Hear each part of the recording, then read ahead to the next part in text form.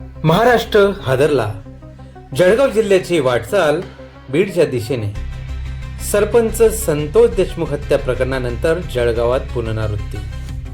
नमस्कार, आपण पाहतात नवराज्य लाईव्ह. सरपंच संतोष देशमुख हत्या प्रकरणासारखी माणुसकीला काळीमा फासणारी घटना भुसावळ शहरातून समोर आली आहे. गर्लफ्रेंडकडे बघण्याच्या कारणावरून झालेल्या वादातून 18 वर्षीय तरुणाला विवस्त्र करून बेदम मारहाण केल्याची घटना समोर आली आहे. एक विद्यार्थी आपल्या मित्रांना भेटण्यासाठी भारत नगर परिसरात गेला होता. त्यानंतर जामनेर रोडवरील साईबाबा मंदिराच्या मागील पडक्या घराजवळ गेले. या ठिकाणी सौरभ सोनवणे याने "तू माझ्या गर्लफ्रेंडकडे का बघतोस" असा जाब विचारत श्रीनीलला दोघांनी मारहाण करत विवस्त्र करून पट्ट्याने आणि लाथाबुक्क्यांनी मारहाण करण्यात आली. त्यानंतर त्याला दुसऱ्या ठिकाणी नेऊन पुन्हा मारहाण करण्यात आली. यावेळी त्याच्या गळ्यातील चांदीची साखळी आणि हातातील चांदीचे ब्रेसलेट काढून घेतल्याचा आरोप आहे. या घटनेनंतर घाबरलेल्या विद्यार्थ्यांनी आपल्या कुटुंबियांना माहिती दिली. जखमी अवस्थेत त्याच्यावर भुसावळ ट्रॉमा केअर सेंटरमध्ये उपचार करण्यात आले.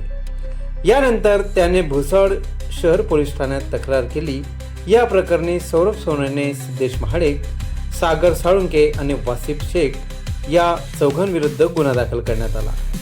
परंतु या प्रकरणातील आरोपींवर कठोर शिक्षा व्हावी याकरिता त्याचे कुटुंबीय 4 ते 5 महिन्यापासून प्रतीक्षेत आहेत. या प्रकरणात राजकीय हस्तक्षेप झाल्याने त्यांना कठोर शिक्षा होऊ शकली नसल्याचे यातून समोर येत आहे.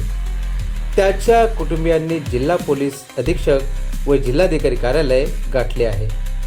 जर ह्या आरोपींना कठोर शिक्षा झाली नाही तर याची पुन्हा पुनरावृत्ती होऊ शकते.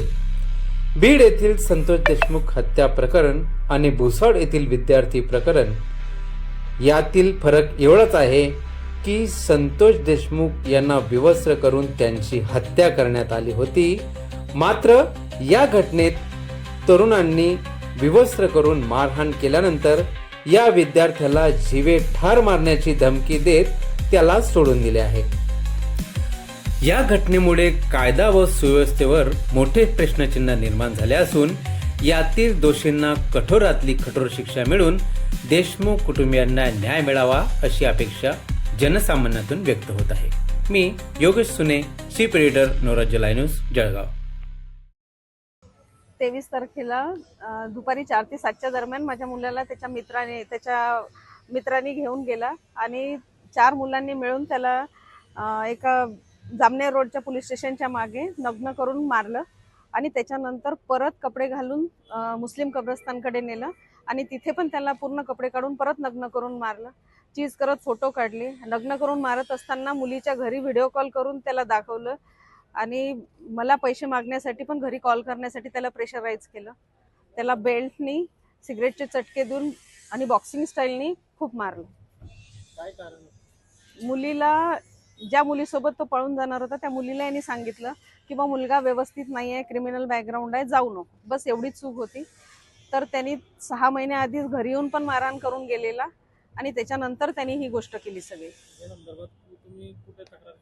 त्या संदर्भात मी 23 तारखेला जसा मुलगा घरी आला तेव्हा FIR केली आणि FIR त्या दिवशी मेडिकल झालं पण मेडिकल पण प्रॉपर झालं नाही आणि FIR पण प्रॉपर झाली नाही. त्याच्यामध्ये आरोपी कोण कोण आहे? त्याच्यामध्ये आरोपी आहे सौरभ अनिल सोनवणे, जो ऑलरेडी खून आणि बालकरार वगैरे दिलेला आहे. नंतर वासिफ शेख, हा गोळीबारात चोपड्याला पकडला गेलेला क्रिमिनल बॅकग्राऊंडचाच आहे. नंतर एक सागर साळुंके आणि सिद्धेश महाडिक, 4 मुलांनी नेलेलं. SP साहेबांना भेटले तर ते बोलले व्हिडिओ बघायची गरज नाही आहे, मी पुढील याच्यासाठी हे करतो. मी त्यांची रिसिव्ह कॉपी आणली. त्याच्यानंतर मी वेट केला. मी पोलीस स्टेशनला पण गेले, पण जेव्हा मी FIR करायला गेलेली त्याच दिवशी दुपारी 3 पोलिसांनी मिळून माझ्या मुलाला परत बेदम मारलं. कारण म्हणजे त्यांनी त्या मुलाला विचारलं की काय कारण आहे, ते चुकीचे आरोप करत होता. मुलाचे पेशन्स नव्हते की मला मारलं कशासाठी, तोपर्यंत आम्हाला व्हिडिओ माहीत नव्हता. तर तो आतून खूप चिडला आणि अंगावर जात होता. तेवढंच त्यांनी बघितलं आणि त्याला खूप मारलं. ही घटना 23 एप्रिल पासून आहे.